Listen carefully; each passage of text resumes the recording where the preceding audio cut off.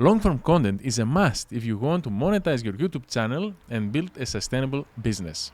Even if you create shorts, your strategy should be to quickly transition the audience into long-form content. Well, that's what I am hearing from the so-called YouTube strategists and experts. I'm not one of those, as I'm a 45-year-old YouTuber trying to grow my channel and hit that 4,000 hour requirements that YouTube has set for monetization. As an old guy, I'm happy to hear that long-form videos and quality wins on YouTube. But what types of videos have I created the past 20 years on my channel, and how have those performed? What have I learned after making almost 200 videos by now, and how does my YouTube strategy evolve based on those? That's what I'm talking today.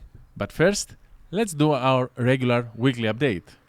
Well, in fact, it's not that regular, as I decided to move these weekly updates to Sunday and my silent vlogs to Wednesday. It seems to better suit my workflow, and Sundays are always quieter to film outside. By documenting my journey to YouTube monetization, you get to see all these changes in my systems as I go along. And it's another proof that doing is better than planning. Let's go. So this week my channel got 580 views and I got just 3 subscribers. Although I don't care that much about the number of subscribers, as I have met that requirement for monetizing my channel, since the requirement is just 1,000 subscribers, and I have hit that number many years ago. So now my focus is on these 4,000 watch hours, public watch hours. Now, in the previous episode, I focused mainly on views, and that got an interesting comment. I received an interesting comment on that video, which I want to talk about today. Here is a comment. Let me expand this. Notice this PPS, particularly this sentence. Forget views, it's about watch hours. And he's definitely right. Let me explain why views are not as important as watch time. To demonstrate this, I'll show you another YouTube channel I'm currently running with a friend of mine.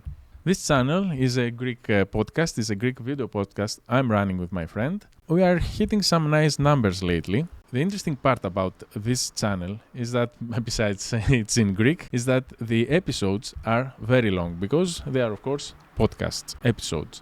You can see that our episodes are about 40 to 50 minutes long, although I think we have episodes more than an hour long. Now, the interesting part about this channel is that if I go to the analytics page, you can see that our watch time in hours in the last 28 days is over 500 hours, and you have 2,000 views. Now, let's go back to my channel.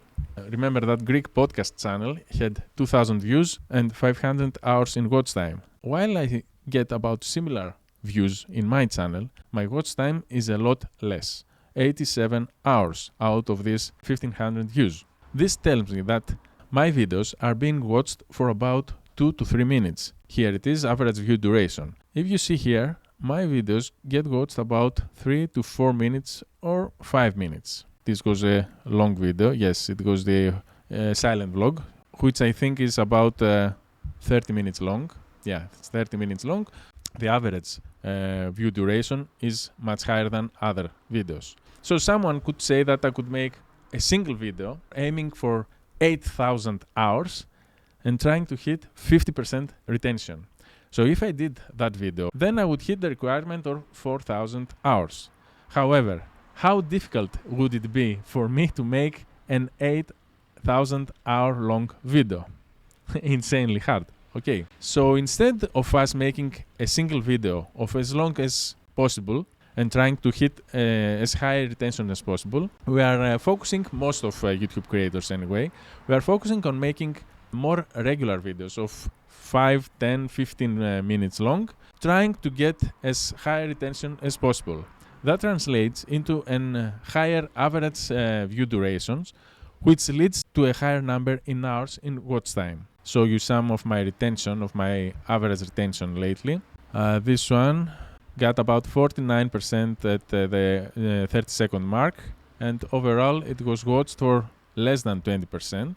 Whereas my silent vlogs, my most recent silent vlog, which I should have posted today, but I have changed the schedule. This is the most recent silent vlog, and the average retention was about 20%. Now, if I go back to our Greek podcast channel and I go to a random episode, now this one got an average percentage viewed of 33%. Now compare that to the retention of my own videos. That's a winner for me. And besides, it's about 72% still watching of people at around the 30-second mark. This is the kind of videos that I need to make for my YouTube channel to grow and possibly reach to the point of monetization.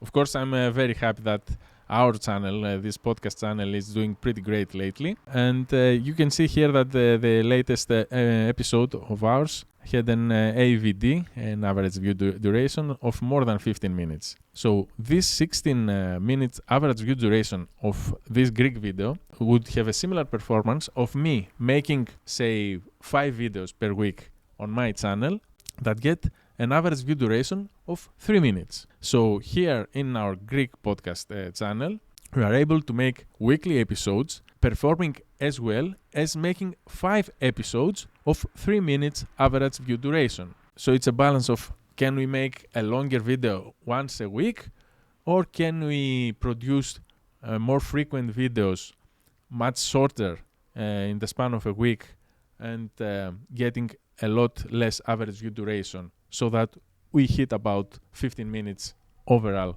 every week in average view duration.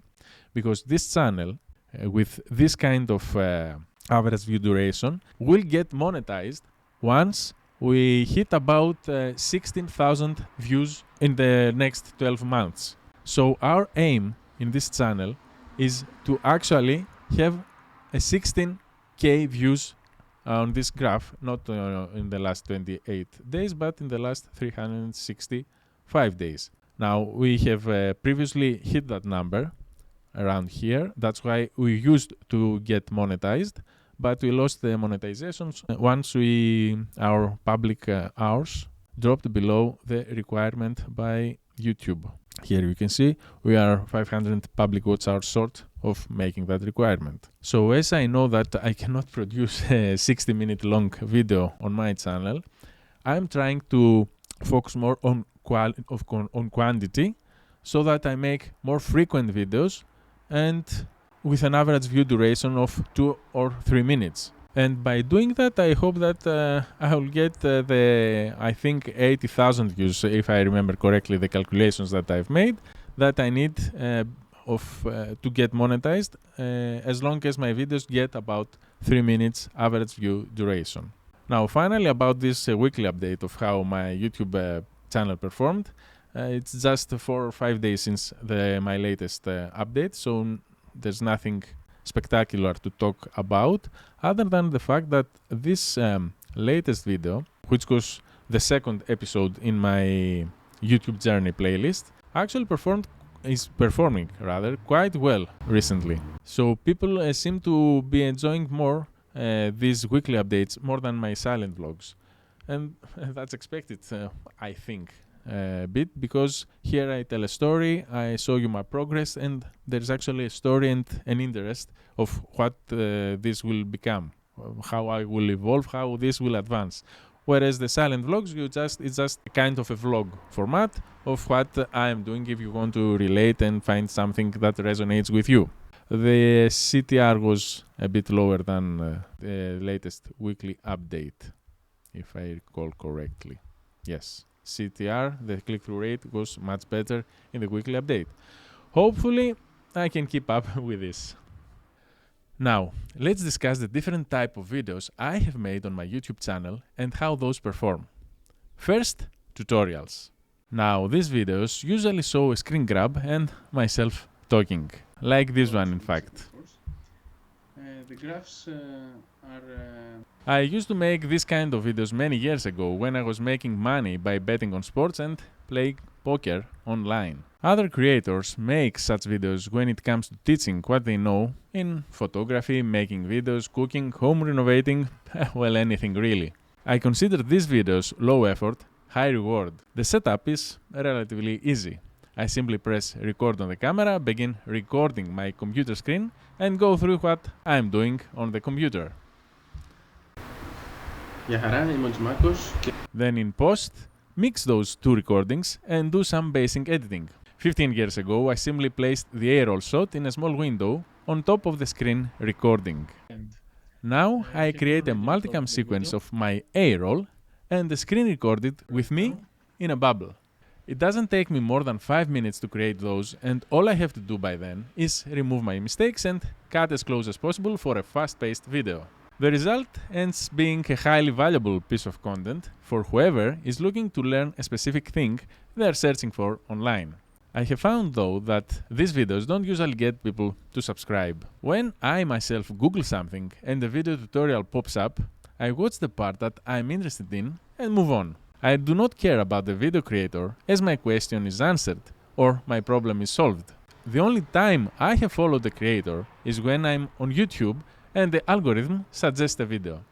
If I find the tutorial useful, I will check the creator's channel, and after watching a few other videos, I'll decide if I want to keep up with them. You can say that these weekly updates are kind of a tutorial as I'm documenting my attempt to grow and monetize my small YouTube channel. If I succeed, I'll end up with a playlist of tens of episodes that will come in handy for anyone wanting to start a YouTube channel sometime in the future. And instead of binge-watching a Netflix series, they'll binge-watch these episodes, opting for education instead of entertainment. So it's my way of making viewers interested in watching more videos of me rather than clicking away. Finally, I believe tutorials are better suited as blog posts. The only reason I'm making these videos on YouTube is because they are about YouTube. Otherwise, I would have a post on my blog for each problem I'm tackling and be able to update it with new info as technology evolves. A 2018 tutorial is rarely applicable in 2025, but a 6-year-old blog post can easily be updated with new info and skills as I learn new things and new tools are introduced. A type of video that I'm a lot more interested in making is documentaries. I love watching documentary films and I love creating that style of video. Of course, as a solo creator, making a documentary all by myself is a very challenging task. But by watching so many documentaries and keeping in mind of how they were filmed and edited all the time during playback, I improve my filmmaking skills. Quite often I find myself pausing and rewinding videos to notice the difference in pacing, the scene coverage, or the change in music and how that affects the emotion. At times I rewatch videos from YouTube creators that make short films and mini-docs, as I find those videos truly inspiring, especially if the creator made that video all by themselves. I have huge respect for anyone trying to tell a story in a documentary format of their life. But creating that kind of videos requires planning, scripting, spontaneous filming, and a lot of time spent in the editing room. That's why I'm struggling to make those videos. Yet, many of my most popular videos I uploaded in the last 5 years are videos in a documentary format. Expensive, the car that I dreamt of became, convincing me. If only I had more time and felt less pressure to create more content, I would certainly shift my focus on creating more of these documentaries, as they attract new audiences and keep them watching for more as the story unfolds. Because I found making documentary films so hard, I have chosen to make silent vlogs instead. These help me stay consistent in my video uploading schedule on YouTube. Not only that, but they allow me to film on a daily basis, which is the part of video making that I enjoy the most, and also end up with scenes and stories which might one day end up on a bigger documentary. Silent vlogs have become quite popular on YouTube lately, as more creators are sharing their everyday life, often doing mundane tasks.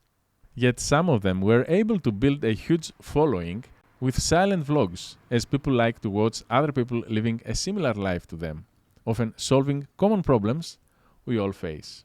So these videos have a high relatability score and require minimal editing, which makes them a low-effort, medium-reward piece of content. Surely, there's a small chance I could grow my YouTube channel and likely monetize it based on silent vlogs. But I could make a lot more complex films with all the technology we have in our hands nowadays. Then comes podcasts as another type of videos I create for my small YouTube channel. It's my least favorite kind of videos to make. Maybe if I could talk in my mother tongue, I would enjoy making them more.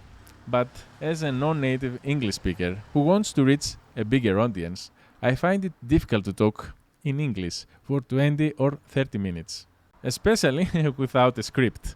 In the past, I have filmed podcasts both with a script and without. The reception has been mixed, as people in comments have told me they prefer non-scripted podcasts, but retention is usually higher on scripted episodes. Maybe it was the topics that led to that high retention, but I cannot ignore the fact that a script makes producing of a podcast or a video in general much easier for me. I consider podcasts a low-effort, low-reward piece of content, as it's just a talking head and editing could actually be made with AI nowadays. Meanwhile, people log on YouTube to primarily watch, not listen. You must be really gifted in public speaking or speaking on camera and have a compelling story to tell so that you can keep viewers from clicking away from your podcast. I turn these video podcast episodes into audio podcasts.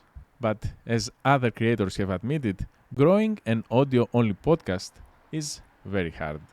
That's why almost everyone now is filming their podcasts and convert them into video podcasts, as YouTube is dominating the video scene online.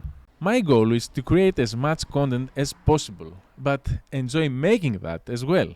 If I enjoy the process, I will be able to increase quantity and improve quality at the same time, without even feeling I'm trying to. While if I hate the process, I will certainly quit at some point. That's why I'm coming up with new ideas for building systems that will allow me to make the type of videos I enjoy the most. This very video is an example of how I have changed the schedule of posting videos to fit better into my video production workflow. And I only figured this out only by making these videos. I would never knew what would work for me if I only kept planning on making videos. Let's not forget though that as small YouTube creators, we don't always have to listen to our needs and tastes for coming up with content ideas. Kind people are leaving honest comments of what they want us to create. All we have to do is listen and act upon their recommendations.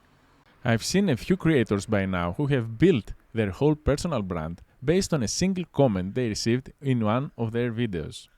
I'm certainly a victim of that, as I haven't been listening that much to the comments of my videos, which have recommended what videos they want to see from me. Of course, I always appreciating encouraging words and valuable feedback. Maybe I'll start listening to your comments more in the future, like I have for this week's update. So let me know what you'd like to hear from me, and I will see you in next week's update of my attempt to monetize my YouTube channel, as I'll be sharing what struggles I've been facing till now, how I'm thinking of utilizing other social media platforms like X and Instagram to build my personal brand, and whether I should start a new channel from scratch instead of building on this 20-year-old YouTube channel with inactive and alienated subscribers. Oh, and I'd appreciate if you press the like button since you've reached this far. I hear it helps a lot and only takes a second of your time. Cheers!